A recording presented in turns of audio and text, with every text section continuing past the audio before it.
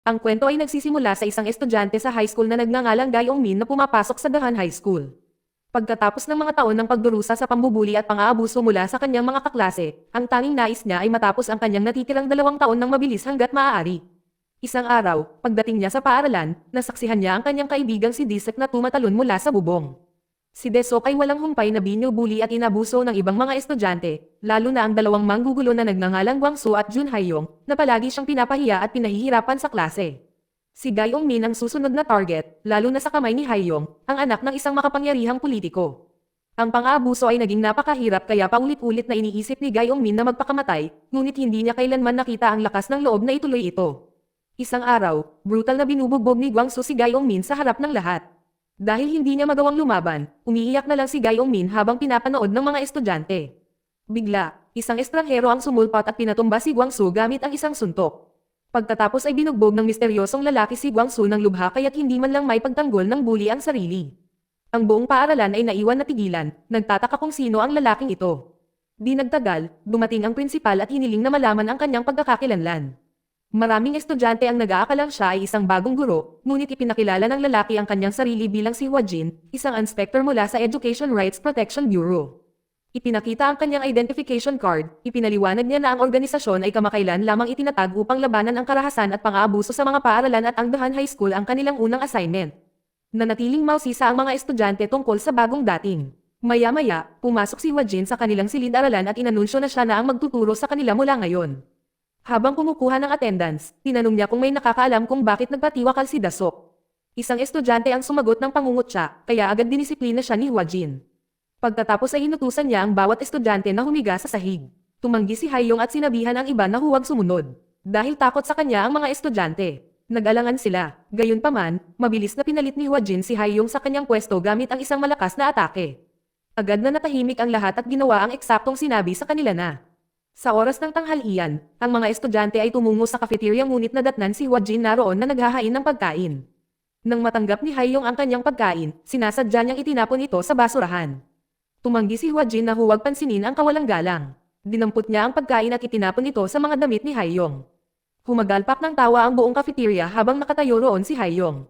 Kalaunan, binisita ni Hua Jin ang tahanan ng congressman at nakilala si Haiyong, ang anak ng politiko at isa sa pinakamasamang bully sa paaralan. Binalaan ni Hua Jin ang kongresista na Samobra na ang kanyang anak at kailangan ng disiplina. Kung hindi, tuturuan niya mismo ang bata ng leksyon.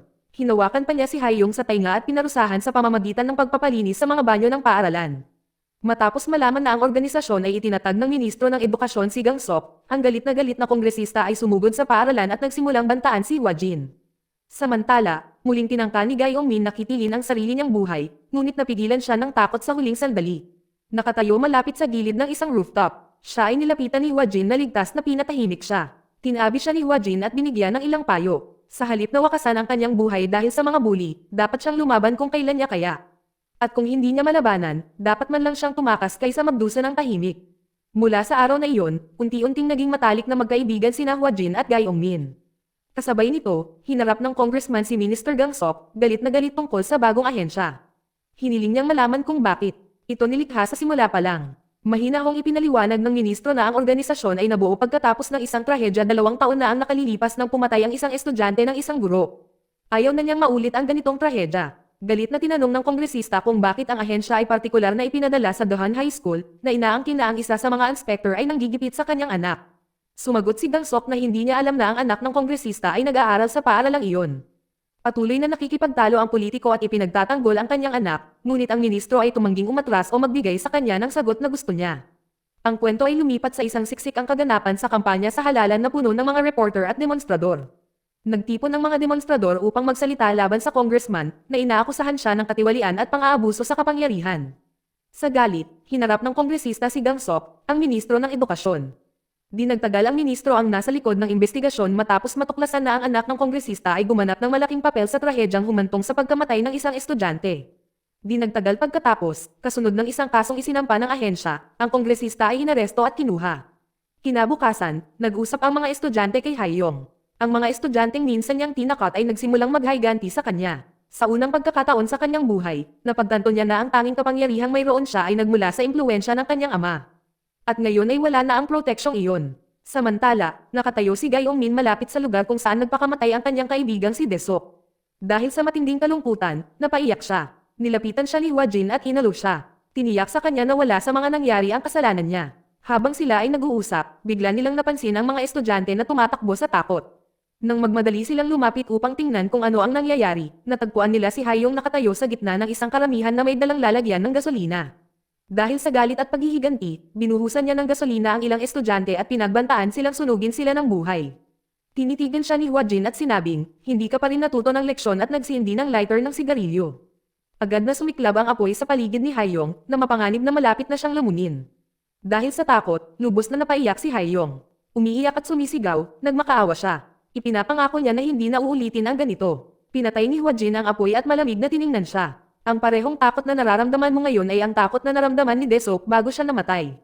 Takot na takot din siya, at hindi niya nararapat ang nangyari sa kanya.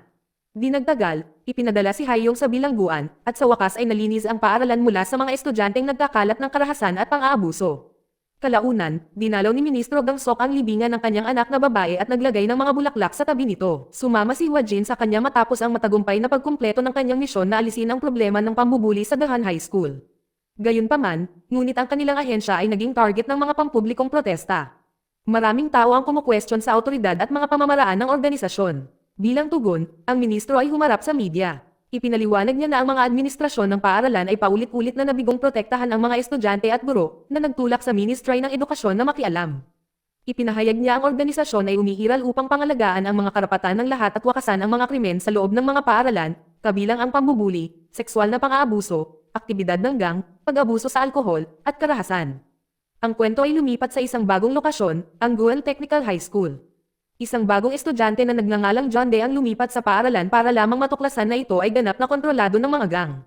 Ang mga estudyante ay palaging binyo-bully, kinukuhanan ng pera, at pinipilit sa mga kriminal na aktibidad. Nang pumasok si John Dae sa kanyang silid-aralan, nagulat siya sa kanyang nakikita. Halos bawat estudyante ay may mga tato ng gang, hayagang naninigarilyo ng droga, at nagdadala ng mga armas sa loob ng paaralan. Ang kanilang karahasan ay hindi limitado sa kapwa estudyante. Nagbabanta at inaabuso pa nila ang kanilang mga guro. Hindi nagtagal, sumiklab ang kabuluhan. Nagsimulang maglabas ng mga armas ang mga estudyante at mag-atake sa isa't isa. Naging armas ang mga kutsilyo, metal na tubo, at maging ang mabibigat na gamitang pangsasakyan habang nagbabanggaan ang mga grupong magkakalaban sa loob ng paaralan. Habang sinusubukang intindihin ang nangyayari, nilapitan si John Dae ng isang estudyanteng nagngangalang Haiyong-ju. Ipinaliwanag niya na ang labanan ay sa pagitan ng mga estudyante mula sa Departamento ng Sasakyan at ng Departamento ng Elektrikal na Inhinyero. Parehong grupo ay naglalaban para sa pabor ng isang makapangyarihang lider ng gang na nagngangalang Kwon Hyuk. Ang nanalong grupo ay magkakaroon ng pribilehiyong sumali sa kanyang organisasyon. Kasabay niyon, ang organisasyon ay sumusubaybayan na ang sitwasyon. Naghahanda sila ng isang malaking operasyon upang buwagin ang mga gang at gawing muli ang paaralan isang aktwal na lugar ng pag-aaral sa halip na isang larangan ng digmaan. Sa ibang lugar, isa sa mga mapang api ang pumipilit sa isang bagong lipat na estudyante at sa pinakamatapat at masipag na estudyante ng klase na maglaban sa isa't isa.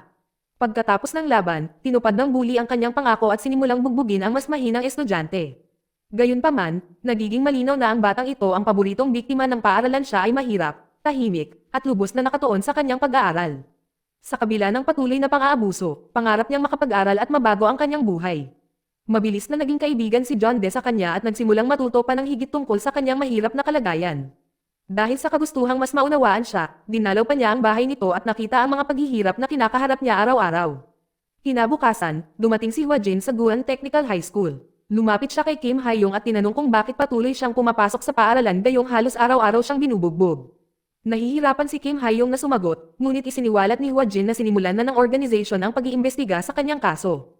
Ang kanilang susunod na misyon ay opisyal nang nagsimula. Pagkatapos ay nabunyag na si John Dae, na nagpapanggap na isang bagong lipat na estudyante, ay talagang isang undercover na miyembro at bahagi ng operasyon upang paksain ang mga gang na kumokontrol sa paaralan. Isang araw, sinadya ni Ji-young din na pukawin ang ilang miyembro ng gang at dinala sila diretso kay Hua Jin. Agad na sinubukan ng mga miyembro ng gang na takutin siya at tinangkapang ang atakihin siya.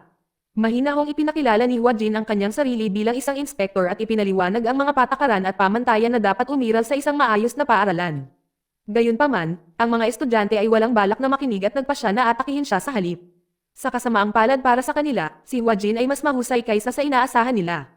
Wala ni isa sa kanila ang nakatama man lang ng tama sa kanya.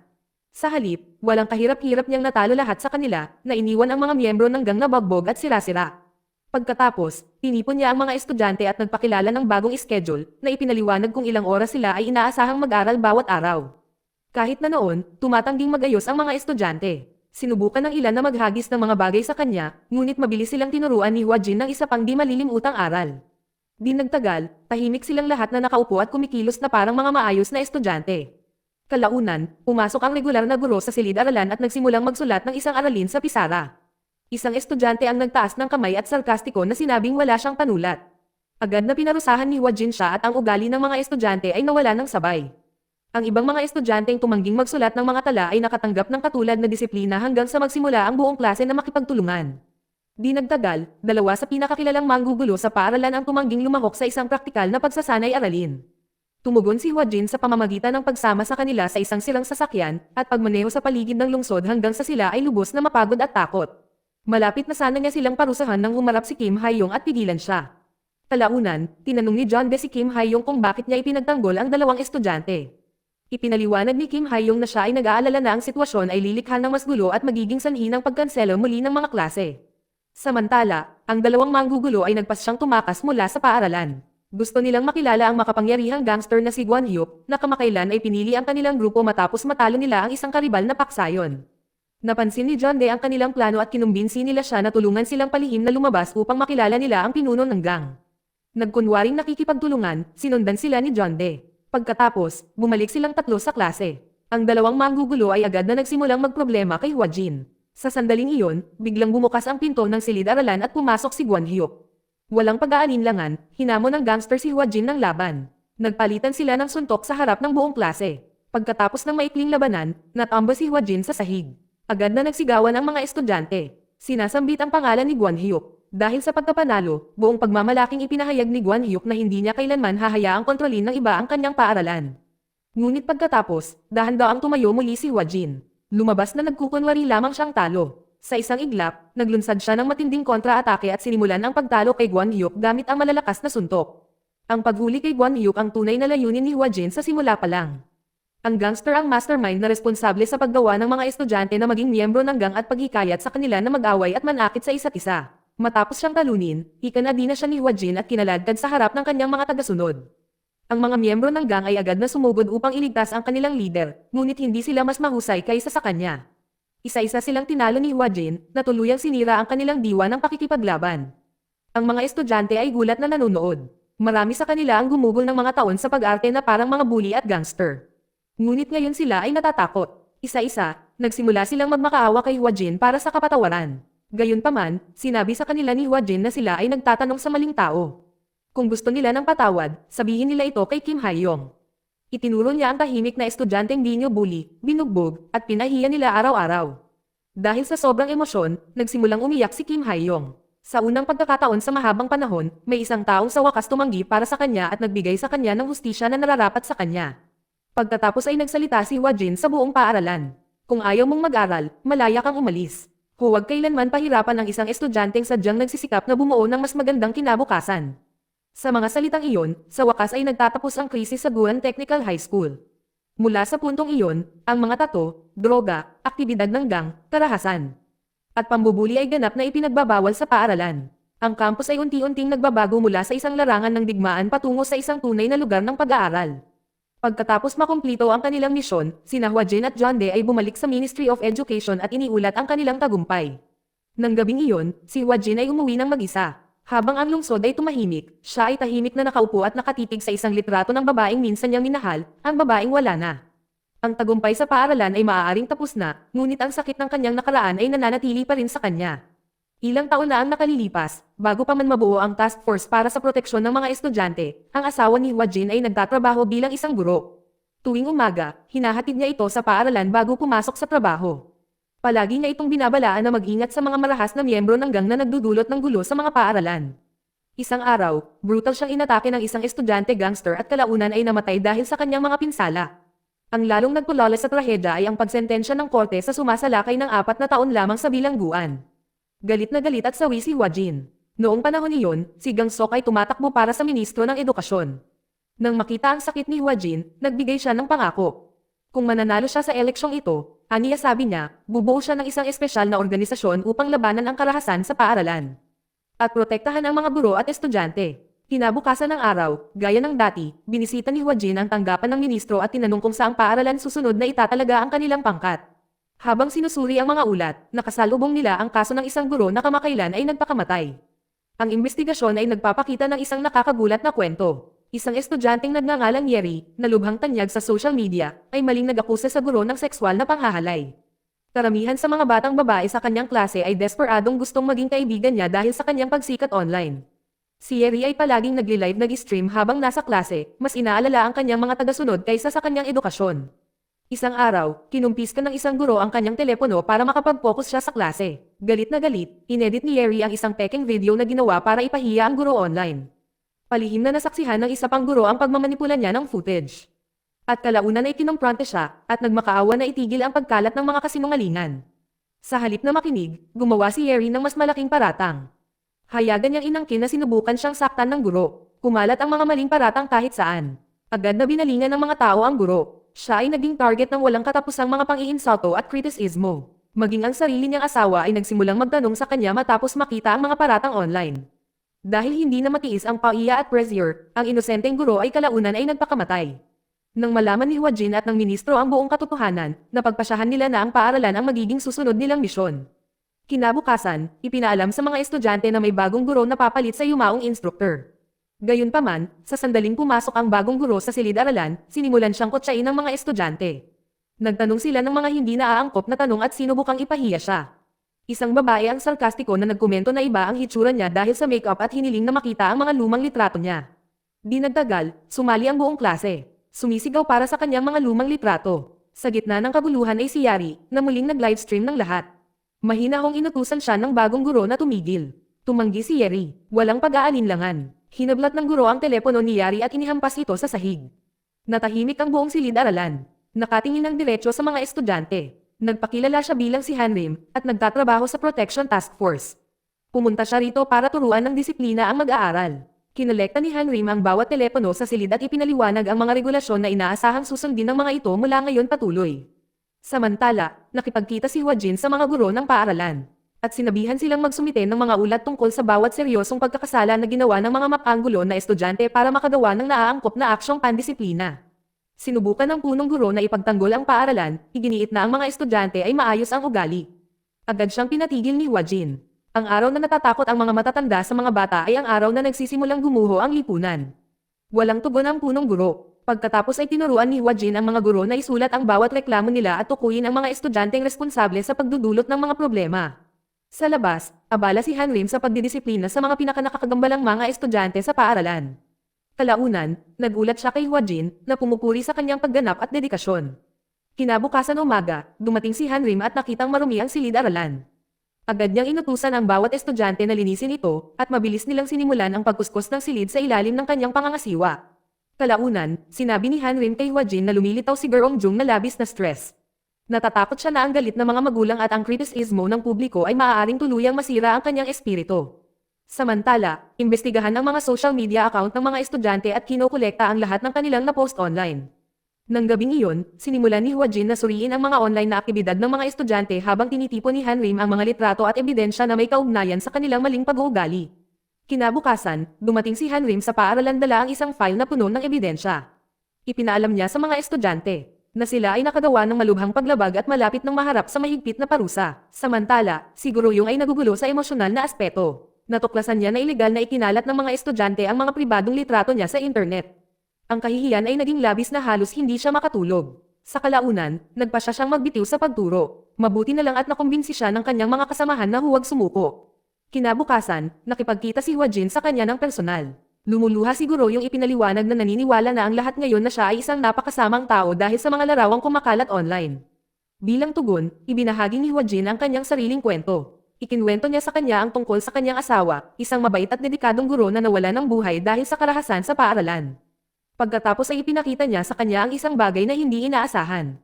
Sa lahat ng mga nakakapuot na mensahe online, ilang mga estudyante ang palihim na sumulat ng mga liham na nagbibigay ng paghihikayat na sumusuporta sa kanya at nagpapasalamat sa kanyang pagsusumikap. Habang binabasa ni Guro yung ang mga mensahe, nagsimulang umagos ang mga luha sa kanyang mukha. Sa unang pagkakataon sa loob ng ilang linggo, nakaramdam siya ng pag-asa muli. Malumanay na sinabi sa kanya ni Hwa Jin na huwag iwanan ang kanyang mga estudyante o ang kanyang propesyon. Kinabukasan, bumalik si Guro Yang sa klase ng may panibagong kumpiyansa. Sinimulan niya ang pagdidisiplina sa mga estudyanteng tumatangging magbigay pansin, lalo na si Yeri, na nananatiling pinakamagulong estudyante sa paaralan. Pagkatapos ng klase, minsan muling sinubukan ni Yeri na magkalat ng mga mapangutsyang post tungkol kay Guro Yang online. Ngunit may kakaibang nangyari. Ang kanyang account ay biglang nawala ng nilalaman. Sunod-sunod na post ang nawala sa kanyang paningin.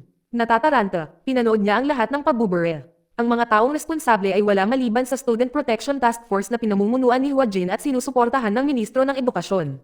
Galit na galit, sumugod si Yeri patungo kay Guro Yang at tinangka pa siyang atakihin. Bago pa man siya makagawa ng kahit ano, nakialam ang mga miyembro ng task force. Agad na napigilan si Yeri at nakatanggap ng matinding parusang pandisiplina para sa kanyang mga ginawa. Muli, nagtagumpay ang Student Protection Task Force na maibalik ang kaayusan. Sa katapusan, nagdaos ang Ministro ng Edukasyon ng isang press conference at inanunsyo na ang marahas na babaeng gang na nag-ooperate sa Sun Girls School ay nabuwag na. Sa wakas, ang paaralan ay naging isang ligtas na lugar kung saan maaaring magturo ang mga guro ng walang takot at ang mga estudyante ay maaaring matuto ng walang pananakot ng pambubuli, karahasan, o pang-aabuso sa social media. Isa na namang misyon ang natapos at muli, pinatunayan ng pangkat ni Hwa Jin kung bakit sila nilikha sa unang lugar, upang protektahan ang mga inosente at ibalik ang hustisya sa loob ng mga paaralan.